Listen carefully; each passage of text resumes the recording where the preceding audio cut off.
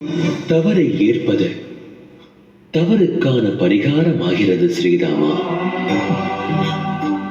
தான் ஆற்றிய தவறை ஏற்பவர்கள் இப்பூ உலகில் எத்தனை பேர் உள்ளனர்?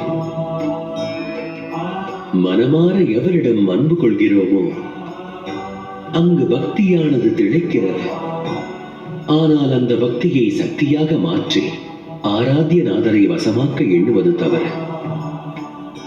ஒன்றை உணர்வாய் ஸ்ரீதாமா, அன்பின் அர்த்தம் ஒன்றை அடைவதல்ல, இரண்டர கலப்பதாகும். ஆத்ம திருப்தியும் அல்ல,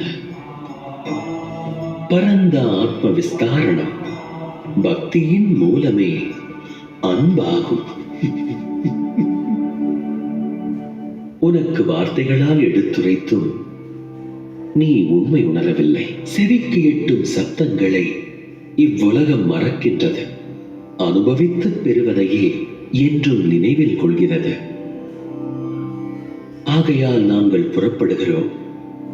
அகிலத்திற்கு அறிவுறுத்த விழைகிறோம்.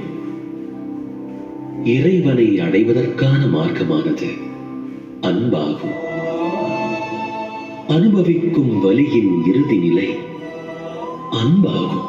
நல் சுபத்தின் துவக்கமானது அன்பாகும். பூரணமாய் இதை நிரூபிக்கும் தருணம் வந்தது. அடைய வேண்டியதையே மனம் விரும்புகிறது. இது இவ்வுலகத்தின் வழக்கம்.